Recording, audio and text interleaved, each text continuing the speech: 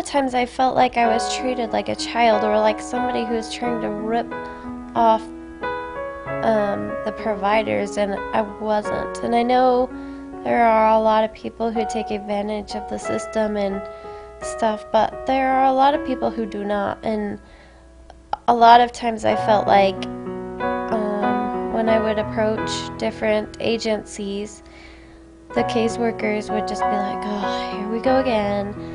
And I didn't feel like they tried to get to know me and my problems and tried to help me.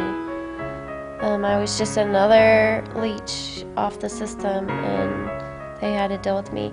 I didn't always feel that way, but I did a lot. And I really think that customer service type skills is the big thing I would change.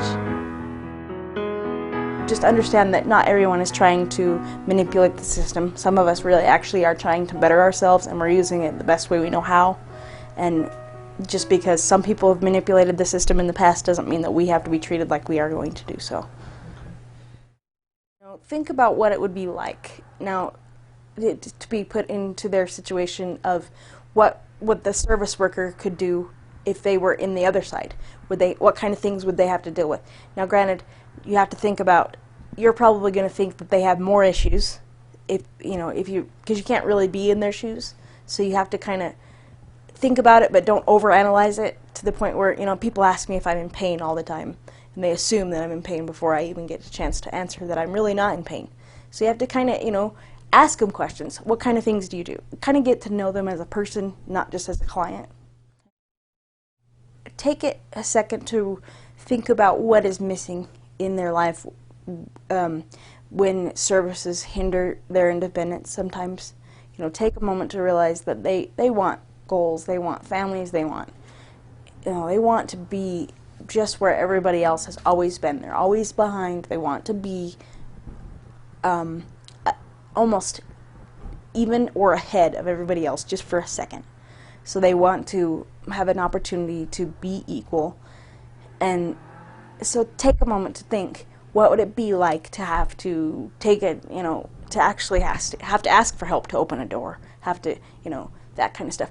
That, granted, we've all had to ask for help opening a door because we have something in our hands. But imagine, asking for help, going to the restroom, those kind of things that are embarrassing to everybody else. And just take a minute to realize that we all have differences, and just because some of them are visual and some of them aren't, it's not like we're all the same. We're all pretty different.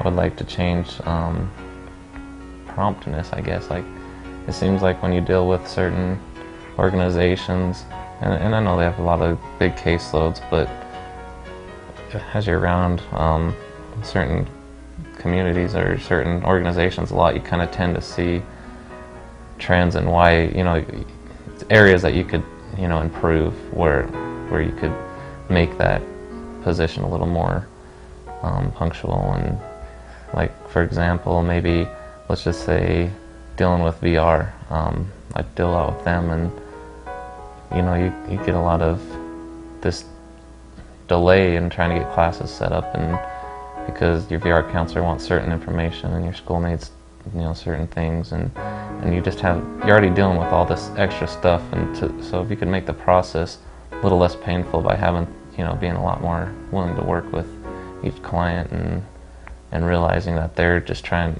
because that alone could be so stressful that it just makes you want to, if you start a semester out 2 weeks behind because your service provider is not